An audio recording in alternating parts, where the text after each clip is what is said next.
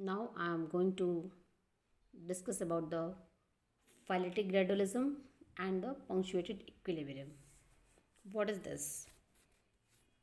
Phyletic gradualism and the punctuated equilibrium. Both the theories are first of all describe the rate of speciation. ये जो दोनों theories हैं phyletic gradualism and punctuated equilibrium, ये दोनों ही जो है थ्योरीज जो है डिस्क्राइब करती हैं कि स्पेसिएशन किस रेट से हुआ है. Okay, speciation means origin of new species. Okay, तो फर्स्ट जो आपका है phyletic gradualism, वो क्या है? phyletic जो gradualism है वो आपका basically speciation occurs gradually and status means होता है constant. Okay, and the ancestral species can be transformed into a new species. And the phyletic आपका जो है जो punctuated equilibrium है वो क्या है? Speciation occurs rapidly and then the species experience the stasis. यहाँ पे देखिए मैंने इसको लार्ज किया हुआ है, जूम किया. phyletic gradualism जो होता है वो क्या है आपका बेसिकली क्या कह सकते हैं?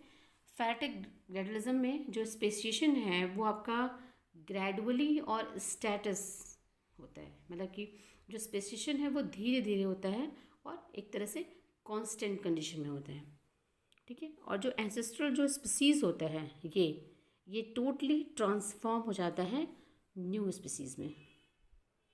यहाँ पे ओके, तो phyletic gradualism क्या है? Speciation occurs gradually and status. ठीक है, and the ancestral species can be transformed into a new species. जो है न्यू स्पीसीज में ये जो है ये ट्रांसफॉर्म हो जाता है. जो ये आपका एंसेस्ट्रल स्पीसीज दिख रहा है ये आपका टोटली आपके दो डिफरेंट स्पीसीज में ट्रांसफॉर्म हो गया. अब यहाँ पे एंसेस्ट्रल स्पीसीज नहीं दिखेगी. देखिए यहाँ पे कलर देखिए चेंज हुआ. यहाँ पे ऑरेंज था जो है और यहाँ पे फिर रेड हो गया और येलो हो गया. तो यहाँ पे phyletic जो ग्रेजुअलिज्म है उसमें क्या है? स्पेसिएशन जो हो रहा है वो ग्रेजुअली हो रहा है और स्टैटस यानी कांस्टेंट कंडीशन में हो रहा है. ठीक है, कॉन्स्टेंटली हो रहा है. और जो आपका एंसेस्ट्रल जो स्पीसीज़ है वो टोटली आपका ट्रांसफॉर्म हो गया है दो न्यू स्पीसीज़ में, एक रेड में और दूसरा येलो बर्ड में. नाउ द phyletic gradualism हो गया. नेक्स्ट जो है punctuated equilibrium. वो क्या चीज़ है? punctuated equilibrium देखिए नाम से क्लियर है. यहाँ पे punctuated equilibrium मतलब यहाँ पे स्पीसीज अकर्स रैपिडली. जो स्पेसिएशन है वो क्या हो रहा है? Occurs rapidly and then species experience a stasis condition. ठीक है, मतलब ये कि जैसे कि यहाँ पे क्या हो रहा है? यहाँ पे रैपिडली चेंज हो रहा है, उसके बाद एक स्टैटस एक कांस्टेंट कंडीशन आ जा रही है. देखिए speciation occurs rapidly and then species experience stasis. ये आपका एंसेस्ट्रल स्पीसीज है. यहाँ पे स्पेसिएशन हो रहा है. ठीक है, येलो और रेड. और यहाँ पे जो सब पॉपुलेशन है और सब population of ancestral species becomes a new species. जो सब पॉपुलेशन है ये दोनों क्या हो गए? Develop into the new species. पर जो एंसेस्ट्रल स्पीसीज है वो आपकी अभी भी यहाँ पे क्या है? एकदम सेम है. ये टोटली ट्रांसफॉर्म नहीं होती है. देखिए यहाँ भी ऑरेंज कलर है बर्ड का, यहाँ भी ऑरेंज कलर बर्ड का है. लेकिन जो सब पॉपुलेशन है ये और ये दोनों आपके न्यू स्पीसीज में डेवलप करते हैं. बट जो एंसेस्ट्रल स्पीसीज है वो आपके सेम है. जबकि आपके phyletic gradualism में क्या होता है? टोटली एंसेस्ट्रल स्पीसीज क्या हो रही है? आपकी ट्रांसफॉर्म हो गई है दो न्यू स्पीसीज में. ठीक है, मतलब यहाँ पे जो phyletic gradualism है उसमें क्या हो रहा है कि स्पेसिएशन जो हो रहा है वो आपका ग्रेजुअली हो रहा है, धीरे धीरे हो रहा है और कॉन्स्टेंटली हो रहा है. ठीक है, और जो आपकी एंसेस्ट्रल स्पीसीज है जो प्रिमिटिव स्पीसीज है वो दो न्यू स्पीसीज में ट्रांसफॉर्म हो जा रही है, डेवलप कर जा रही है. जबकि phyletic जो punctuated equilibrium है उसमें क्या हो रहा है कि जो स्पेसिएशन है वो तेज़ी से हो रहा है, उसके बाद फिर स्टॉप हो जा रहा है, फिर इसके बाद क्या हो रहा है? फिर स्पेसिएशन नहीं हो रहा है. मतलब कंडीशन क्या हो जा रही है? कांस्टेंट हो जा रही है. स्पेसिएशन जो है तेज़ी से हो रहा है और उसके बाद तेज़ी से हुआ दो सब पॉपुलेशन में. देखिए ये हुआ, उसके बाद क्या हुआ? फिर ये कंडीशन क्या हो गई? कांस्टेंट हो गई. और 2 जो आपके सब पॉपुलेशन है वो न्यू स्पीसीज में डेवलप कर गए। लेकिन यहाँ पे एंसेस्ट्रल स्पीसीज़ क्या है, टोटली ट्रांसफॉर्म नहीं हुई, वो भी आपका जो है अभी कांस्टेंट कंडीशन में है। तो इसे हम बोलते हैं फाइलेटिक पंक्चुएटेड इक्विलिब्रियम। और दोनों ही थ्योरीज क्या करती हैं, रेट ऑफ स्पेसिएशन को डिफाइन करती हैं। तो यहाँ पे चलिए वन बाय वन हम स्टडी करते हैं इसको। यहाँ पे देखिए सेकंड डायग्राम जो है ये आपका शो कर रहा है। पहले यहाँ पे ग्रेडुअलिज्म मॉडल है, इसको देखते हैं। यहाँ पे देखिए ये बटरफ्लाई का है। ग्रेडुअलिज्म में क्या होता है, फाइलेटिक ग्रेडुअलिज्म में यहाँ पे मॉर्फोलॉजिकल चेंज हो रहे हैं। जो आपका एंसेस्ट्रल स्पीसीज है टोटली जो है ग्रेजुअली क्या हो गया, ट्रांसफॉर्म हो गया 2 न्यू स्पीसीज में। ठीक है, 2 न्यू में ट्रांसफॉर्म हो गया। ये आपका ancestral species are transform into the new species gradually. और जबकि पंक्चुएटेड इक्विलिब्रियम में क्या होता है कि यहाँ पर जो आपका एंसेस्ट्रल स्पीसीज है आपका, वो आपका 2 सब पॉपुलेशन में रैपिडली चेंज होता है, रैपिडली चेंज हो रहा है। फिर कंडीशन आ जाती है कांस्टेंट। ठीक है, फिर जो स्पीसीज है वो कांस्टेंट आती है, फिर उनमें कोई चेंज नहीं होता। देखिए यहाँ पे 2 सब पॉपुलेशन आपके डेवलप कर गए रैपिडली, तेज़ी से उनका एवोल्यूशन हुआ, स्पेसिएशन हुआ, और उसके बाद फिर ये आपके ये न्यू स्पीसीज सेम आपके, और ये भी क्या न्यू स्पीसीज, ये अब इस क्या होगी, कंडीशन एकदम कांस्टेंट हो गई। फिर काफ़ी लॉन्ग टर्म तक, लॉन्ग टाइम तक क्या होता है, ये आपकी कोई चेंज नहीं होता, कोई स्पेसिएशन नहीं होता है, और ये कांस्टेंट कंडीशन रहती है। तो कहने का मतलब ये कि पंक्चुएटेड इक्विलिब्रियम जो है वो आपका क्या है मतलब basically it is a evolutionary burst, या कह सकते हैं burst of evolutionary activity followed by the long period of stability. मतलब लॉन्ग पीरियड तक कोई चेंज नहीं हो रहा है, स्टेबिलिटी है। उसके बाद सडन क्या होगा, ये 2 पॉपुलेशन में आपका 2 सब पॉपुलेशन में डेवलप हो गया, इवॉल्व हो गया। उसके बाद फिर आपकी स्टेबिलिटी वाली कंडीशन फिर आ गई, कांस्टेंट कंडीशन आ गई। ठीक, और यहाँ पे जो एंसेस्ट्रल स्पीसीज है वो आपकी एज सच रहती है, कांस्टेंट रहती है, वो आपका टोटली ट्रांसफॉर्म नहीं होता है न्यू स्पीसीज में, जैसा कि आपके ग्रेडुअलिज्म में होता है। Okay okay, now see the definition of phyletic gradualism. First of all, phyletic gradualism is a model of evolution which theorizes the most speciation is a slow, uniform and the gradual. जो gradualism है वो क्या है, speciation क्या हो रहा है, slow हो रहा है, यूनिफॉर्म हो रहा है और ग्रेजुअली हो रहा है। ठीक, और इसमें क्या हो रहा है, जो आपका एंसेस्ट्रल स्पीसीज है वो टोटली ट्रांसफॉर्म हो जा रहा है न्यू स्पीसीज में। ठीक, now the phyletic gradualism. Phyletic gradualism आपका जो gradualism is selection variation that happens more gradually over a short period of time. It is harder to notice.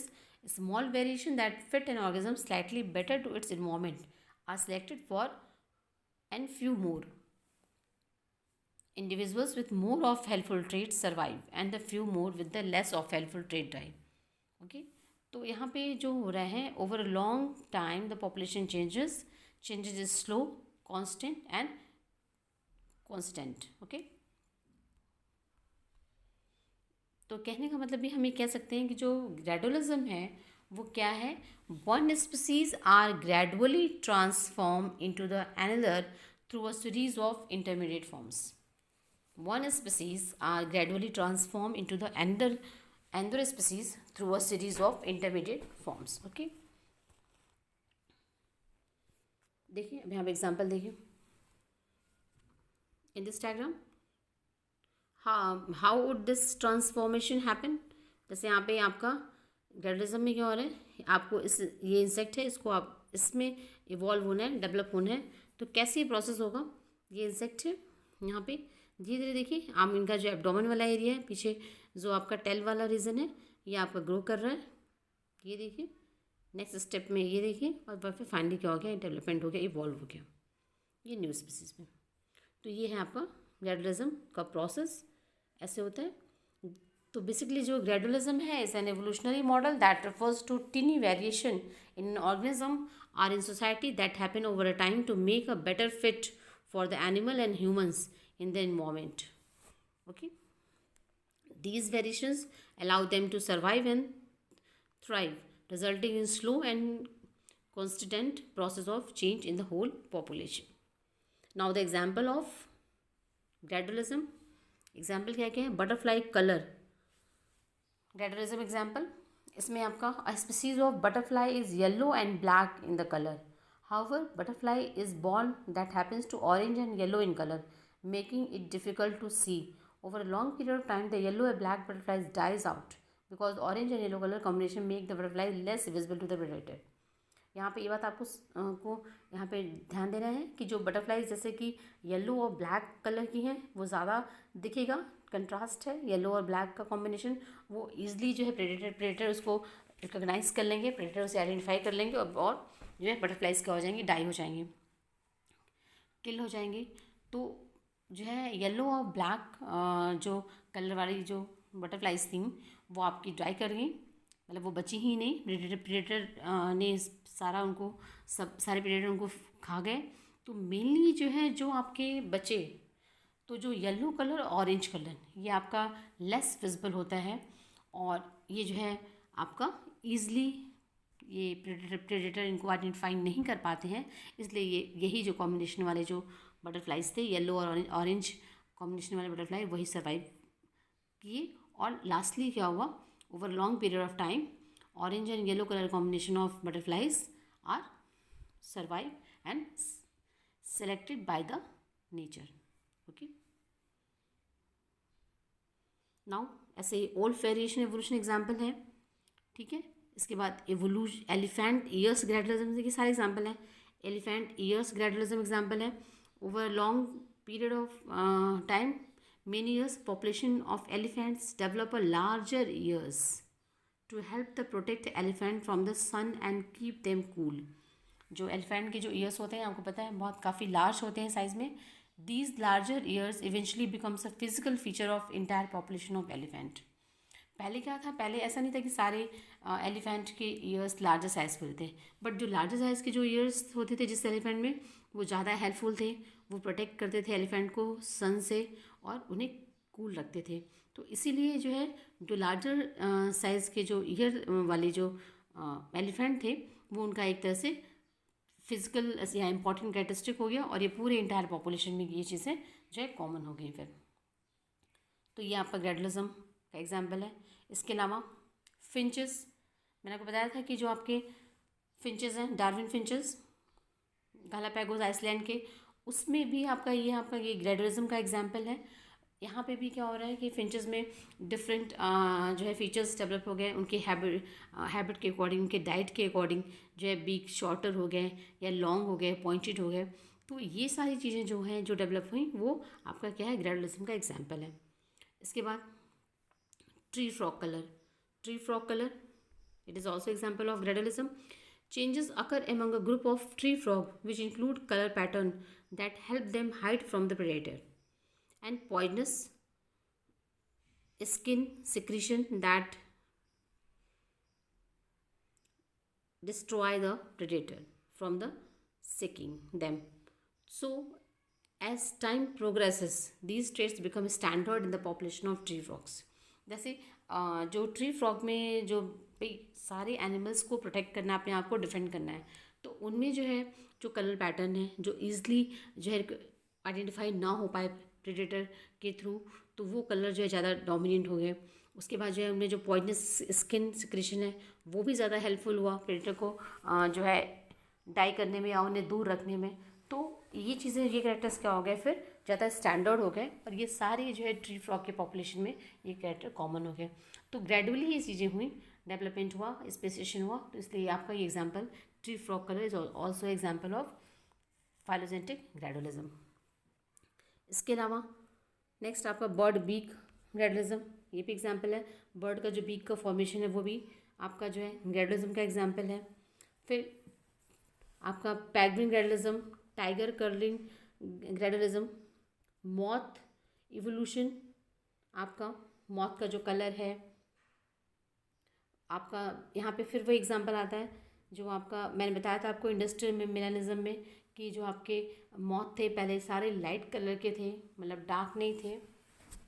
लेकिन जब जैसे ही जो है इंडस्ट्रीज बढ़ी यूरोपियन कंट्रीज़ में, तो ज़्यादा पोल्यूशन की वजह से जो ट्री के जो ट्रंक थे, जो स्टेम थे, काफ़ी डार्क हो गए।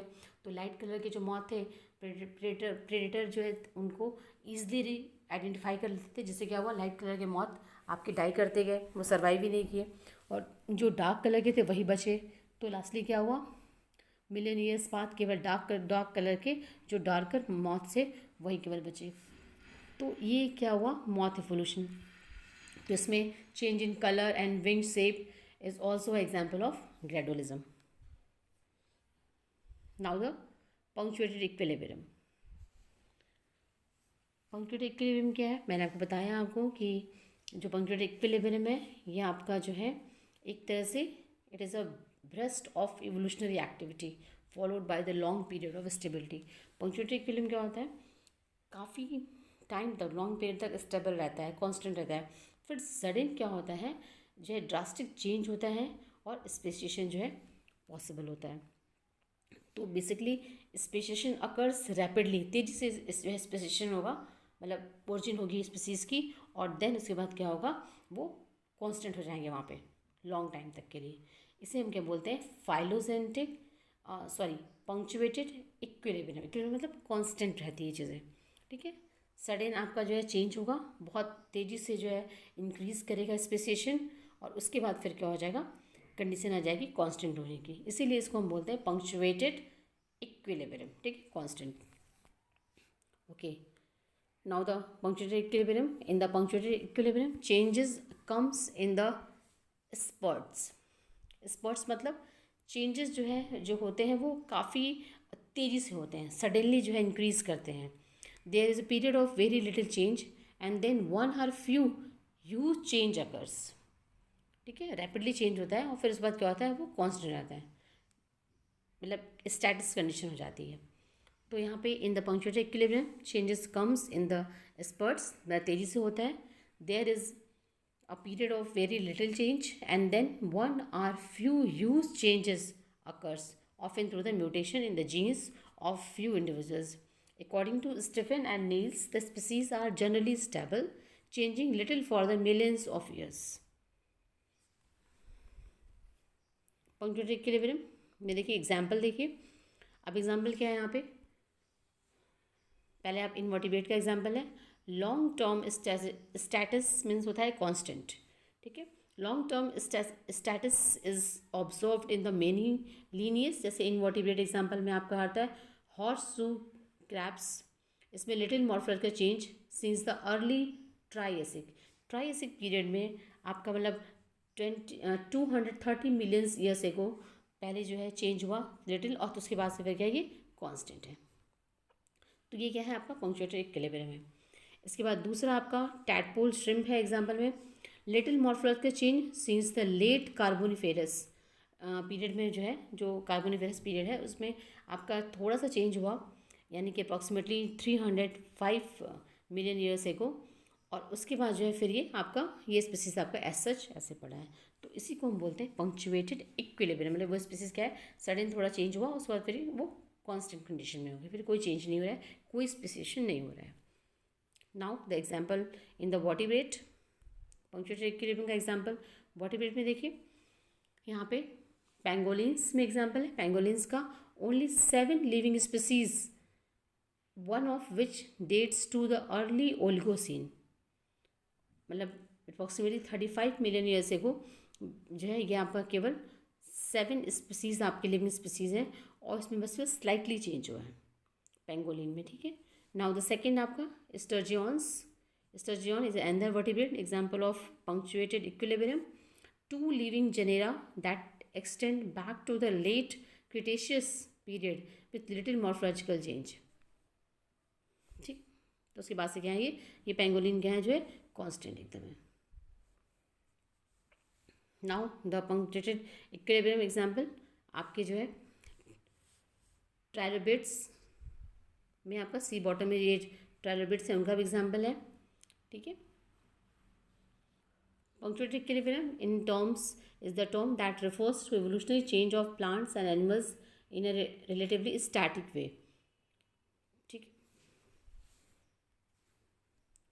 इसमें बहुत सारे एग्जाम्पल हैं, जैसे पंक्चुएटेड आपका अभी आपने पढ़ा फाइलोजेनेटिक ग्रेडुलिज्म में आपने बहुत सारे एग्जाम्पल पढ़े, वैसे ही यहाँ पे भी पंक्चुएटेड इक्विलिब्रियम के भी एग्जाम्पल बहुत सारे हैं। जैसे इसमें species of sea animals lives, breeds and dies for thousands of years. Suddenly the sea level change and the animals must adapt. Their bodies develop in order to accommodate the environmental change, and from then our evolutionary is different from their ancestor. Actually जो सी है, सी का environment change हुआ तो जो animals थे सारे क्या हो गए, वो सडनली डाई कर गए। लेकिन उसके बाद जो आपके डेवलप हुए एनिमल्स वो अपने आप को अडॉप्ट कर लिए कि जब इन्वायरमेंट चेंज होगा सी का तो उसके अकॉर्डिंग अपने आप को अडॉप्ट कर लिए ताकि वो अब सर्वाइव कर सकें। ठीक है, तो ये आपका एग्जाम्पल हुआ पंक्चुएटेड इक्विलिब्रियम का। Now the second example is a species of birds exists in the status for many thousands of years. ठीक है, suddenly a bacteria causes their primary tree of sheltering choice to die. The birds must adapt in the environment to trees that are much higher, requiring more wing strength. Some birds die, the remaining birds' bodies adapt as necessary and they return to state of status. जैसे starting में क्या हुआ कि bacteria की वजह से जो birds थी आपकी डाई करने लगी, फिर सडन क्या हुआ, उनमें चेंज हुआ और उन्होंने अपने आप को अडॉप्ट किया और स्ट्रॉन्ग अपने विंग्स को किया और मॉडिफाई किया अपने आप को ट्री पे रहने के लिए, ट्री के अकॉर्डिंग, मतलब एरियल लाइफ स्टाइल के अकॉर्डिंग उन्होंने अपने आप को अडॉप्ट किया।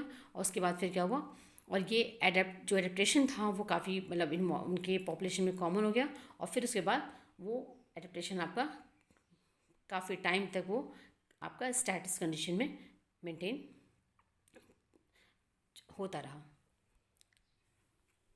नाउ यहाँ पे फिर वही third example, a species of worms live in the soil in a particular climate and in the state of status. Climate change cause the pH of soil to change. The change in the pH causes some worm to die, but those that survive, that adapt and reproduce with the new ability to withstand the pH change in the soil. These species return to the status. Means ये कि जो worms होते हैं soil में रहते हैं, जैसे earthworm वगैरह हैं या अदर वॉर्म्स जो कि सॉइल में रहते हैं, जब क्लाइमेट चेंज हुआ, पीएच चेंज हुआ सॉइल का, तो वो आपके डाई कर गए। जो सर्वाइव किए उन्होंने अपने आप को ऐसा अडॉप्ट कर लिया कि जब सॉइल में पीएच चेंज हो भी रहा है तो उससे जो है उन पर कोई फ़र्क नहीं पड़ रहा है, वो अपने आप को अडॉप्ट करके और बेटर जो है कंडीशन में अडॉप्ट करके वो सर्वाइव कर रहे हैं। और ये जो है आपका species that return to the constant condition. इसी तरीके से आपके और भी एग्जांपल्स हैं। ठीक है, आपका जो है अदर आपके एग्जांपल्स देखिए, ये सारे एग्जांपल्स आपके जो है यहाँ पे ब्रांचियोपोड्स में एग्जांपल है, sudden transition between the species, और जो है पर्टिकुलरली जो डिफरेंट एरिया में हो रहे हैं तो वो उसमें आपका जो है एवोल्यूशनरी चेंज हुआ और उसके बाद फिर क्या हुआ, ब्रांचियोपोड्स में एक कांस्टेंट कंडीशन आ गई। तो ये आपका जो एग्जाम्पल है पंक्चुएटेड इक्विलिब्रियम का। तो सारी ये जो एग्जाम्पल्स हैं इन सबको आप इंक्लूड करेंगे। Okay, now the differences between the gradualism and the punctuated equilibrium, क्या डिफरेंसेस हैं।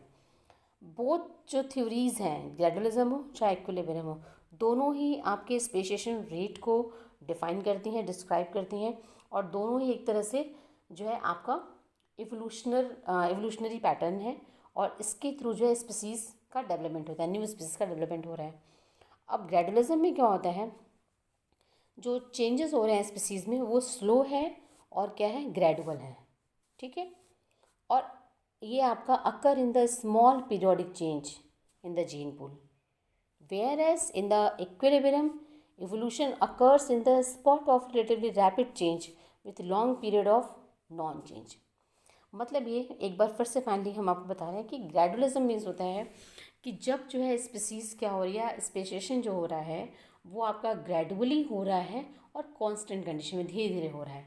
ठीक है, और जो एंसेस्ट्रल स्पीसीज़ है वो जो है आपका ट्रांसफॉर्म हो रही है, ग्रेडुअली ट्रांसफॉर्म्ड हो रही है इनटू द न्यू स्पीसीज। ठीक है, one species gradually transforming into the another species. तो ये आपका ग्रेडुअलिज्म हो गया। इक्विलिब्रियम में क्या होता है कि आपकी कोई स्पीसीज एकदम कांस्टेंट है, कोई चेंज नहीं हो रहा है, फिर सडन क्या हो रहा है, सडन उसमें इवोल्यूशनरी चेंज हुआ और जो है तेज़ी से चेंज हुआ और स्पेसिएशन हैपन हो गया, और उसके बाद फिर स्पीसीज क्या होगी, वो कांस्टेंट होगी। इसको हम बोलते हैं पंक्चुएटेड इक्विलिब्रियम।